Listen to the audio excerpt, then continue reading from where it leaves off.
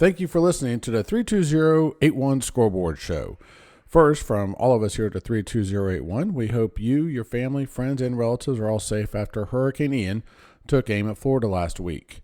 Coming up in this show, we do have a couple of scores to report, and also Commissioner Shannon Phifer joins us from St. John's Middle School Athletic Association Football Division to talk about what goes in to rescheduling all these games. This and more coming up next. It's time for the 32081 Scoreboard Show. Let's recap the latest weekly scores and highlights from around the county. Thank you for listening to the 32081 Scoreboard Show. I'm Todd, and we do have a couple scores to start off the show with. First of all, let's go out and check in with Brittany and the Swiss Point Raiders and see how they fared against the Murray Bulldogs. Representing Swiss Point, this is Brittany Babb. The Raiders met the Bulldogs at St. Augustine High School in week number 4 for the season. The Bulldogs, behind a ferocious, high-powered offense, was able to defeat the Raiders with a score of 14-0. For 32081 Scoreboard Show, this is Brittany Babb from St. Augustine High School. As always, Brittany, thank you for calling in that score. We do appreciate your reporting. Also, Coach Tony Hodge from the PVA Bobcats called in and let us know that their game against the Mill Creek Mustangs didn't go their way. Mill Creek beat the PVA Bobcats 30-26. As I said, we would have Commissioner Shannon Phifer on our show. We got a lot of questions here at our show, and I'm sure a lot of you coaches did also, about what is actually happening with the schedule, when things get canceled, who decides it, what goes into it. So I figured what better way than to invite the Commissioner, Shannon Phifer, to our show to talk about it. The first thing is that I was wondering if you could speak to the fact that a lot of parents don't know that it doesn't come easy having to cancel games for storms and such, how hard it is to get field space in St. Johns County. And then a lot of people forget about, hey, by the way, we need officials, so we have scores there. So I was wondering if you could talk a little bit about, what went into that decision, how you guys came to it, and how hard it was on you to make those decisions. But could you speak to the process of making those decisions and what went into it? As far as when games are canceled or have to be moved due to weather or whatever it may be, there is, it's more than just canceling a game. It's more than just saying, hey, we're not going to play that game because the field's wet. So the first thing you have to look at usually is the field space. So if your field gets canceled, well, then the dominoes start falling. So let's just take, we had some cancellations early in the season, and then that kind of led into last week with the hurricane coming in and stuff. So some teams that got canceled early in the season, one was Palm Valley and Freedom game. That game got canceled. So those two are already behind when it comes to games, and that affects in the playoffs. So you got to get those games in. We have a week built in at the end of the season to kind of have those games played, but if they lose 2 games, then you're really in trouble. So when that happened last week, so first thing that happens is, well, everything's shutting down on Wednesday. So then I work Sunday, I work on a plan to get field space, and we share these field space like Plantation Park, Cornerstone, these other Pomar, these other fields, we share them with other organizations. You also have to get clearance from them to try to move the games to Tuesday, and that's what we had worked out. Worked out that with the fields. So check, fields are off. That took a long time. Got that out of the way. Then it's okay, we got to get the deputies changed. So there's someone for all the games. Had to kind of go through and look at all other fields, so that domino, so Plantation, there's one. Then we're going to play at Pomar. Then we're going to play at Cornerstone. Then maybe we can have this one at this high school. So once you get all that worked out, the field space, like I said, then you have the deputies. Then you go to the film guys. Okay, now I got to let those guys know. Then you got to get into the trainers. Okay, now all the trainers have got to know, so they know what field. Then you got to get your officials. So it's going down through that. I got to the officials, and they couldn't supply officials. We had enough for one. We had one crew. So I chose to do that at Plantation Park. Palm Valley plays, Freedom plays, and then who they played is who they ended up with. So then we cancel the other guys because we just don't have the officials. And it was unfortunate, but I think when it's all said and done, it was, it keeps the thing moving forward. So as when we get into the playoffs, everybody has played their games, and in that last week of the season, we can make the other games up. And I think it's also probably important to point out here also is that I know you mentioned you got down to the officials, but what a lot of people also don't realize is that we're kind of at a shortage of officials, not just in football, but across the board. And I'm sure that weighs on them because they were also having high school scrambling and other organizations trying to use their services. So that shortage obviously played into this also for the officials. Yes, and the thing with officials, that's a good point. The thing with officials is they're usually calling Duval Middle School games on Tuesday night, and then all your JV and your freshman games throughout the county got moved to Tuesday night because they're trying to get games in on Monday and Tuesday. So they're just spread thin. They're doing the best they can.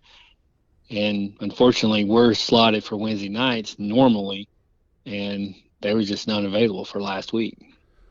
So going forward now, of course, as you and I have talked off the air, one of the things that parents are thinking, okay, so what now? What happens? And one of the things you mentioned was that, there are some open dates later in the season for makeups prior to the playoffs. So right now, the best thing, would you agree with me to say for parents is hang tight. The schedule is going to continue as normal, and then keep in touch with your team manager, your head coach. And as the schedule gets updated for later in the season, that will surely be posted and given to everybody so they can make plans accordingly. Correct.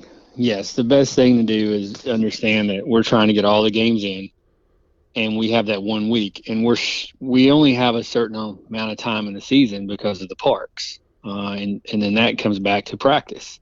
So we have to use the St. John's Parks for practice space for a lot of teams. Some teams get to practice at their schools, but there's probably half that don't. So with that being said, we have only a certain amount of time, and our season has to be done. So it's not like our season can we can just add on the back end of it. So we have the week before the playoffs, and I think that week is the week of October 24th.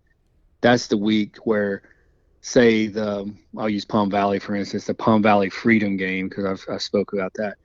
That game will be played the week of October 24th. Then any other games, I know Sebastian has missed some games, that would be there. And then last week, the games that got missed, they would try to get those games filled in for that week. Well, it takes Sebastian, for instance, so they've had 2 games now canceled to weather, but their first game was against Landrum, which is in their division.